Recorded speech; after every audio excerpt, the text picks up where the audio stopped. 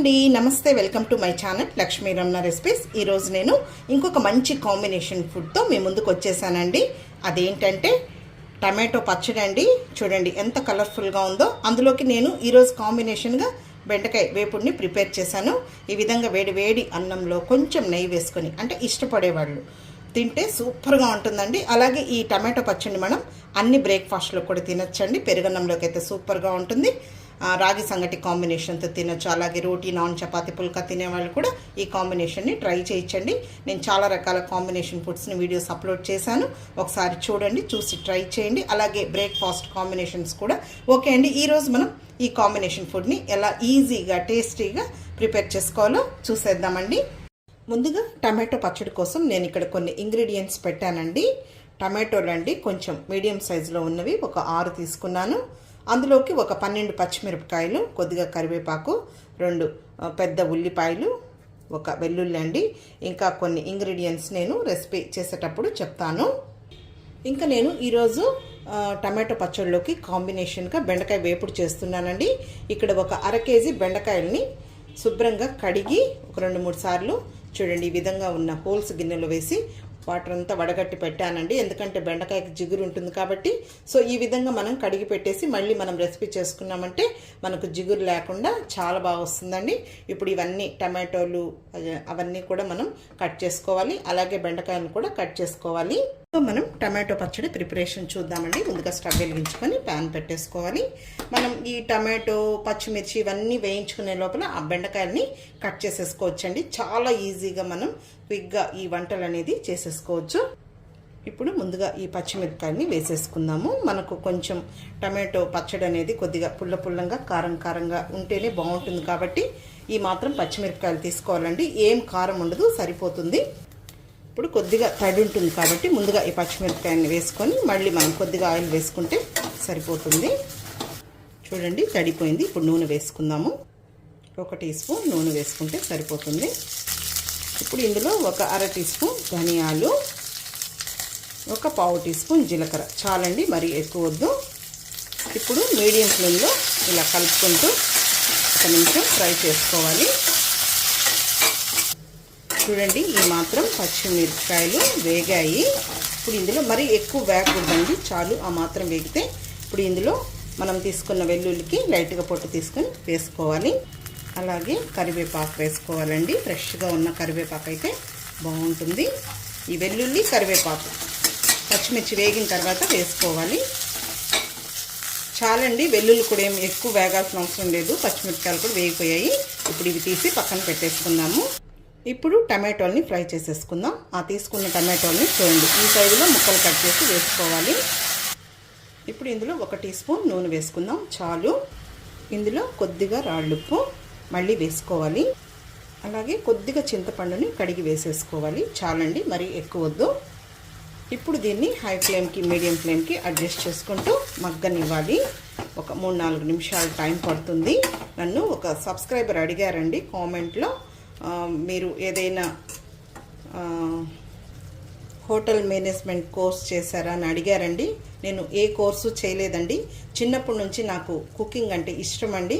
అలా ఓన్గా నేను ఇలా చేస్తే ఎలా ఉంటుంది, ఇలా చేస్తే ఎలా ఉంటుంది అనే డిఫరెంట్ స్టైల్లో ఒకే వెజిటబుల్తో చాలా రకాలుగా చేయడం నాకు అలవాటండి. అంతే అండి, నేను ఏ కోర్సు చేయలేదు.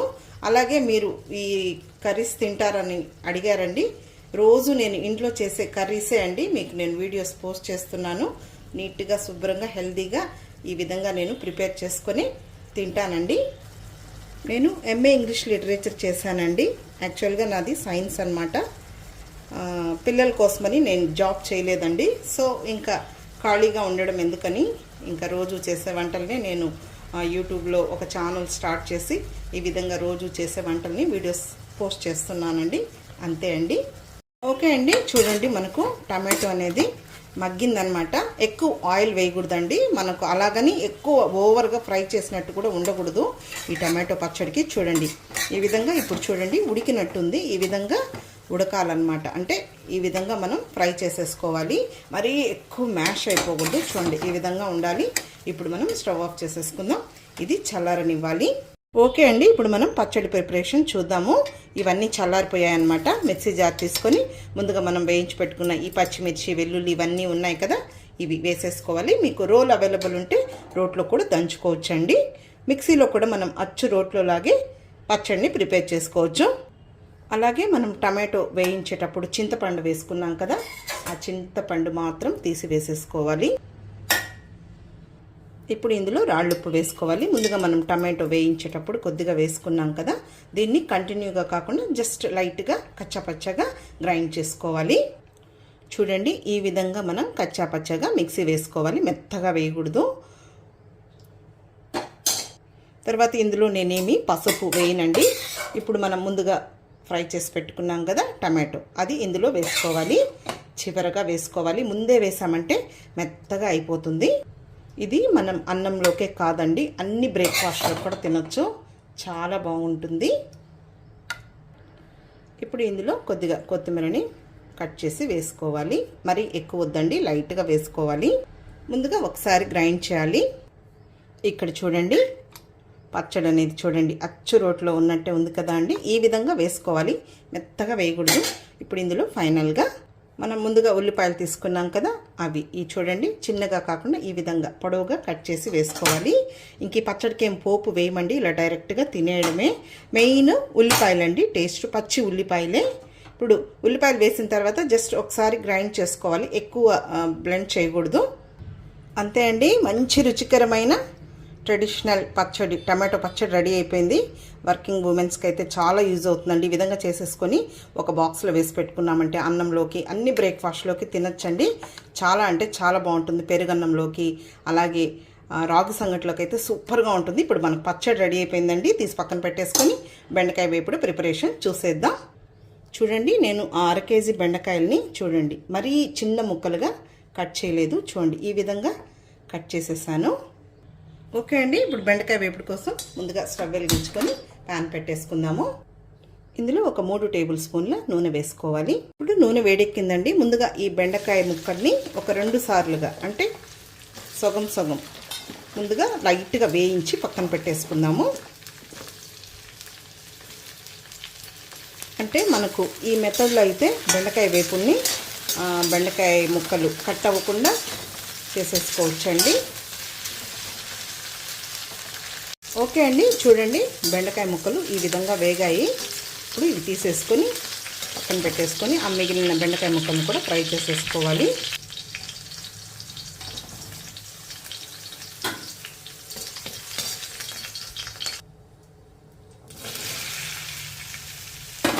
ఆయిల్ ఉంది కదా అండి, సరిపోతుంది. ఆ బెండకాయ ముక్కలు మనం ఫ్రై చేసినా కూడా అందులో ఆ బెండకాయ ముక్కల్లో కూడా ఆయిల్ ఉంటుంది. ఇప్పుడు ఈ ముక్కలు కూడా అదే విధంగా ఫ్రై చేసుకోవాలి.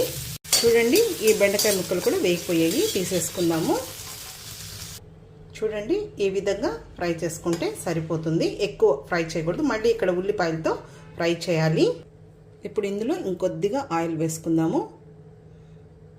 1 టేబుల్ స్పూన్ వేసానండి. మామూలుగా మనం బెండకాయ వేపుడికి ఫ్రై చేసేటప్పుడు ఆయిల్ చాలా ఎక్కువ అవుతుంది. సో ఈ మెథడ్లో అయితే మనం చాలా తక్కువ ఆయిల్తో చేసుకోవచ్చు అనమాట. అంటే ఆ బెండకాయ ముక్కల్లో ఆయిల్ ఉందండి, సో అందుకని నేను పోపు దినుసులు వేగడానికి మాత్రమే వేసాను నూనె వేడెక్కింది. ఇందులో 1/2 టీ స్పూన్ ఆవాలు, 1 టీ స్పూన్ మినప్పప్పు, 1 టీ స్పూన్ పచ్చిశనగపప్పు, కొద్దిగా జీలకర్ర. పోపు దినుసులు కొద్దిగా ఎక్కువగా వేసుకుంటే బాగుంటుంది ఇక్కడ పచ్చడిలో, కాబట్టి నేను ఈ మెథడ్లో చేస్తున్నానండి. బెండకాయ వేపుని కూడా నేను చాలా డిఫరెంట్ స్టైల్లో చేస్తాను, ఆల్రెడీ వీడియోస్ కూడా పోస్ట్ చేసి ఉన్నాను, ఒకసారి చూడండి. పల్లీల కాంబినేషన్తో, లేదు అందులో వేసే పొడులు, అట్లా డిఫరెంట్ స్టైల్లో చేసుకోవచ్చండి. పోపు దినుసులు వేగాయి. 2 ఎండుమిరపకాయలు తుంచి వేసుకోవాలి.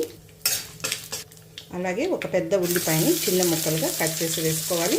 మామూలుగా బెండకాయ వేపుడికి ఉల్లిపాయ మంచి కాంబినేషన్ అండి, వేసుకొని చేసుకుంటే బాగుంటుంది. ఇప్పుడు ఈ ఉల్లిపాయ ముక్కల్ని 1 నిమిషం ఫ్రై చేసుకోవాలి. చూడండి, ఉల్లిపాయ ముక్కలు ఈ విధంగా వేగితే సరిపోతుంది. ఇప్పుడు ఇందులో కరివేపాకు వేసుకుందాము. అలాగే ముందుగా మనం వేయించి పెట్టుకున్న ఈ బెండకాయ ముక్కలు, చూడండి ఈ బెండకాయ ముక్కల్లో నూనె ఉంది కదా, చాలండి, ఆ నూనెతోనే మనం ఫ్రై చేసుకోవచ్చు. ఇప్పుడు ఒక 2-3 నిమిషాలు ఇలా కలుపుకుంటూ ఫ్రై చేసుకోవాలి. ఆ బెండకాయ ముక్కలు వేగే లోపల మనకు ఉల్లిపాయ ముక్కలు కూడా వేగిపోతాయి. కొద్దిసేపు వేగిన తర్వాత సాల్ట్ వేసుకోవాలి. ఇప్పుడే వేసామంటే అందులో వాటర్ వచ్చేసి ఆ బెండకాయ ముక్కలు కట్ అయిపోతాయి. చూద్దామండి, బెండకాయ ముక్కలు వేగిపోయాయి. ఇప్పుడు ఇందులో మనం మెయిన్ వెల్లుల్లి రెబ్బలండి, ఒక 12 వెల్లుల్లి రెబ్బల్ని పొట్టు తీయకుండా పచ్చగా దంచి వేసుకోవాలి. ఈ వేపుడికి వెల్లుల్లే ఫ్లేవర్ అండి. కొద్దిగా పసుపు పొడి, కొద్దిగా సాల్ట్ వేసుకుందాము. మళ్ళీ కారం పొడి, ధనియాల పొడి వేసినప్పుడు కొద్దిగా వేసుకోవాలి. ఇప్పుడు ఈ వెల్లుల్లి వేసిన తర్వాత ఇంకొక నిమిషం ఫ్రై చేసుకోవాలి. ఈ మిరపకాయలు కూడా నంచుకొని తింటే బాగుంటుందండి. ఓకే అండి, బెండకాయ ముక్కలు వేగిపోయాయి, వెల్లుల్లి కూడా వేగింది, మంచి వాసన వస్తుందండి. వెల్లుల్లి వేసాం కదా. ఇప్పుడు ఇందులో 1 టీ స్పూన్ కారం పొడి, మీరు తినే కారం బట్టి వేసుకోండి. అలాగే ఒక 1/2 టీ స్పూన్ ధనియాల పొడి.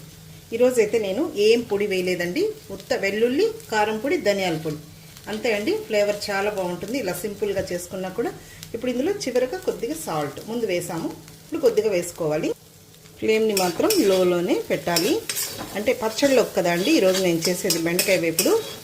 మరీ ఎక్కువ మసాలాలు లేకుండా ఇలా సింపుల్గా పచ్చడి సూపర్గా ఉంటుంది కదా. ఇది ఈ విధంగా ఉంటే సరిపోతుందండి.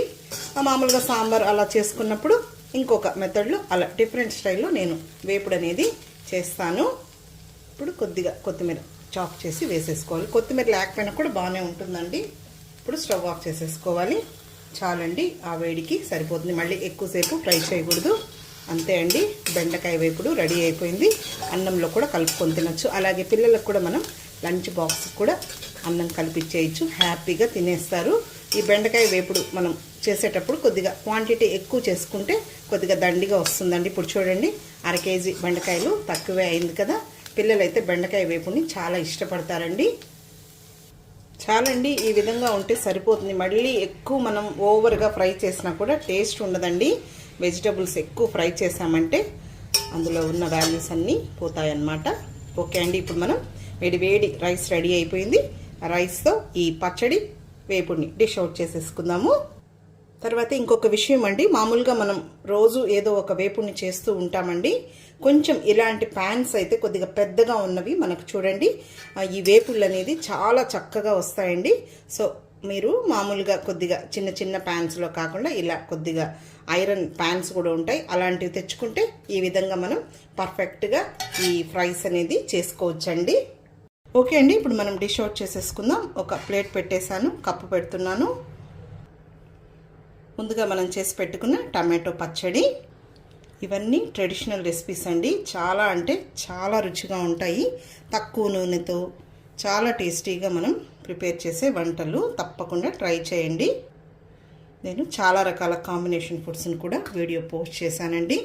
చాలా ఈజీగా మనం ఏం ఇబ్బంది లేకుండా అందరూ కూడా ఈజీగా చేసుకునే వంటలు.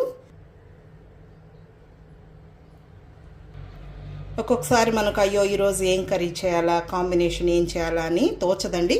సో అలాంటప్పుడు మన ఛానల్లో ఇలాంటి కాంబినేషన్ ఫుడ్స్ చాలా ఉన్నాయి కాబట్టి ఈజీగా చేసేసుకోవచ్చు మీరు, పైగా రుచిగా కూడా ఉంటాయి. ఇప్పుడు సూపర్ టేస్టీ బెండకాయ ఫ్రై అండి.